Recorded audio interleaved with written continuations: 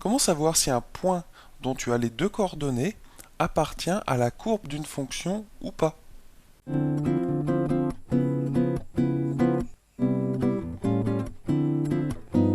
Bonjour et bienvenue sur Star en Maths TV. Alors dans l'exercice d'aujourd'hui, nous devons nous demander si le point B de coordonnées 1, 4 appartient à la courbe de la fonction f définie par f de x égale 3x au carré plus 1 et ensuite à la courbe de g définie par g de x égale 8 sur x plus 1. Alors comment savoir si un point dont on a les deux coordonnées appartient à la courbe d'une fonction? Alors pour ce faire, il ne faut pas s'embêter avec l'interprétation géométrique, c'est-à-dire qu'on ne va pas dessiner en entier la courbe de f dont on a l'expression qui est 3x au carré plus 1, on ne va pas la dessiner ici. Pourquoi? Parce que ce serait peut-être un peu trop long. En fait, pour savoir si un point appartient à la courbe d'une fonction, il faut transformer le problème beaucoup plus simplement. Puisque regarde, qu'est-ce que c'est qu'une fonction f finalement?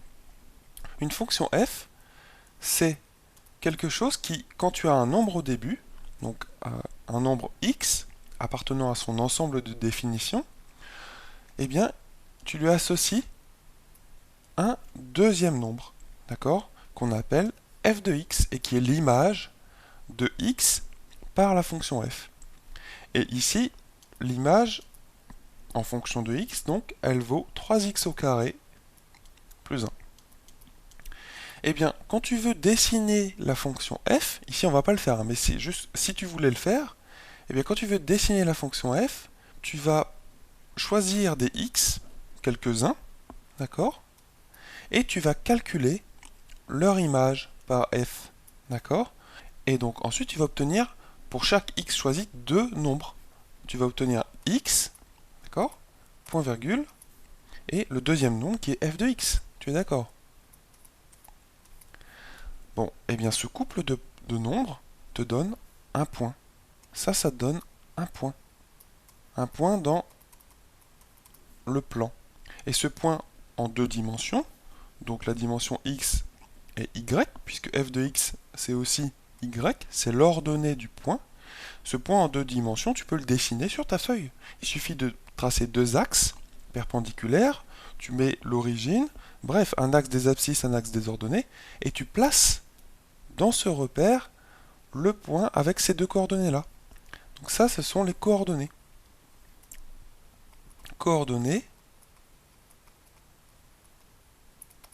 d'un point de f, de la courbe de f plutôt, d'abscisse x et d'ordonnée y qui est égale à f de x et qui est égale ici à 3x au carré plus 1.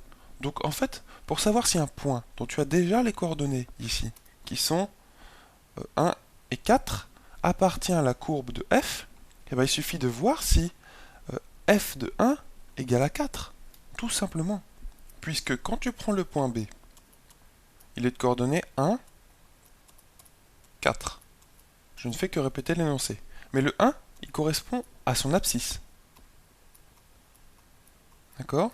Et rappelle-toi, les abscisses, ça se représente sur l'axe horizontal, l'axe des x. Et ça, le 4, la deuxième coordonnée, donc, c'est l'ordonnée. L'ordonnée de B. L'ordonnée, eh bien, c'est ce qui est représenté par l'axe vertical, l'axe des ordonnées, l'axe des y. Ok? Eh bien, si B appartient à la courbe de f, eh bien, ça veut dire que B, donc si c'est vrai, ça on se demande, hein, la question c'est de savoir s'il appartient ou non à la courbe de f. Eh bien, s'il appartient à la courbe de f, en effet, eh bien, ça veut dire que ses coordonnées sont 1, et l'ordonnée, c'est forcément f de 1, c'est-à-dire l'image par la fonction f, justement, de 1.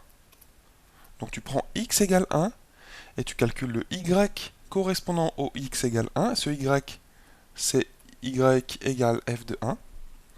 Et si f de 1, ben on trouve que c'est 4, eh bien ça veut bien dire que B est un point de la courbe de f, tout simplement. Donc finalement, il faut qu'on vérifie que l'ordonnée ici du point B qui est 4, eh bien c'est bien f de 1. D'accord? Donc ce qu'on va faire, c'est qu'on va calculer f de 1. f de 1, eh bien, c'est tout simplement, je remplace x dans cette expression par 1. Et quand je le fais, bah, ça me donne 3 fois 1 au carré. Alors attention ici, hein, c'est juste le x qui est au carré, pas le 3x. Puisque sinon on aurait mis des parenthèses autour de 3x pour dire que c'était tout 3x qui était au carré. Mais ici c'est juste le x. Donc 3 fois 1 au carré, c'est juste le 1 qui est au carré. Donc 1 au carré ça donne 1. Donc 3 fois 1, ça donne 3. Et 3 plus 1, bah, ça donne 4. Donc f de 1, c'est bien égal à 4. Donc si j'avais voulu tracer moi la courbe de f, en calculant le point appartenant à cette courbe de f et d'abscisse 1, eh ben, j'aurais trouvé comme ordonnée 4. Eh ben, c'est-à-dire le point B. Donc ça veut bien dire que le point B, il appartient à la courbe de f, tout simplement. Donc c'est comme ça qu'on vérifie qu'un point appartient à une courbe, à la courbe d'une fonction. Il suffit de vérifier que son ordonnée est égale à f de son abscisse. Donc en fait, tous les points d'une courbe, hein, de la courbe de f, on peut la noter CF, comme ceci, eh bien, tous ces points, c'est l'ensemble des x, f de x. C'est de tous ces points-là que la courbe de f est fabriquée, en fait, et produite. Donc, bien sûr, x n'appartenant qu'à l'ensemble de définitions de la fonction f. Mais ici, l'ensemble de définitions de la fonction f, c'est tous les réels. Donc, on a répondu à la question, oui, B appartient, donc ça c'est le signe appartenir, à la courbe de f. Mais maintenant, il faut vérifier pour la courbe de g. C'est l'autre partie de la question. Hein, au milieu d'un exercice, souviens-toi qu'il faut toujours relire la question pour savoir si tu y as bien répondu. Parce que peut-être que tu as oublié un élément, peut-être que tu as oublié une partie de la question, etc. Il faut bien relire la question au milieu et même à la fin, quand tu crois que c'est fini en tout cas. Donc ici, de la même façon, pour vérifier que le point B est sur la courbe de G, eh bien ce qu'on fait, c'est qu'on va calculer G de 1. Et si G de 1, ça vaut encore une fois 4, eh bien ça voudra bien dire que le point B est sur la courbe de G. D'accord? Par contre, si G de 1 c'est différent de 4, eh bien ça veut dire que le point B il est pas sur la courbe de G, tout simplement. Donc G de 1, je remplace ici x par 1. Ça me donne 8 sur 1 plus 1, 2. Donc 8 sur 2. Et comme par hasard, 8 sur 2, ça donne 4. Donc G de 1, ça vaut 4. Donc ça veut bien dire que si je voulais, on va tracer la courbe de G, et notamment le point d'abscisse x égale 1, eh bien j'aurais calculé l'ordonnée de ce point-là, et l'ordonnée, je trouve 4. Et donc je trouve bien le point B, tout simplement. Ce point, dans l'exercice, il est nommé B. Donc oui, une nouvelle fois, le point B, il appartient à la courbe, cette fois-ci, de la fonction g. Donc là, on a répondu à la question entière. Hein, donc tout ceci, finalement, cet exercice, c'est fait pour te rappeler comment tracer la courbe d'une fonction.